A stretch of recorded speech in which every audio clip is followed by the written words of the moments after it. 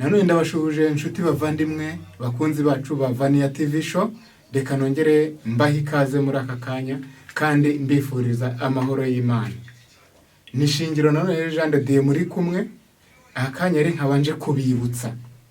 Mbibutsa umukino uzaba ejo, umupira w'amaguru rwose ushimishije cyane, uzahuza ikipe y'u Rwanda Amavubi ndetse n'ikipe ya Lesotho. Ubwo ni igihugu cya Lesotho muri make. Iki kintu se wari ukikibuka? Muri kumwe na Vania TV show ejo isa 12. Mbabwire ko igihugu cy'u Rwanda giherutse gutsindwa na Nigeria, akababaruka gataha mu Banyarwanda bifuzaga ko bagomba gutsinda. Ubu noneho mbabwire ko Amavubi ikipe y'igihugu yarahiye kigomba kwihimura kuri Lesotho. Nahanyu rero ko yango miteri inkunga, kandi nanone nahanyu kugira ngo natwe mudutere inkunga nka Vania TV show uzaba hababereye, muzamugezwaho na Shingiro Jean de Dieu. Rero ntuzacikwe n'uyu mupira, bizaba ari ibicika rwose kandi bizaba binogeye amaso.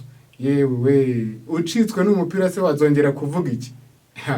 Ndakuraretse rero nshuti, ntuzigera ucikwe umupira. Ni saa 12 z'umugoroba, icyo gihe imirimo yawe yose izaba yarangiye. Rero ntuzacikwe n'uyu mupira. Vania TV show yiyemeje kujya ibagezaho imikino ndetse n'ibindi biganiro bitiye bitandukanye muri ubu buzima. Wowe jya kuri YouTube hanyuma ubundi wandikemo ijambo Vania TV show.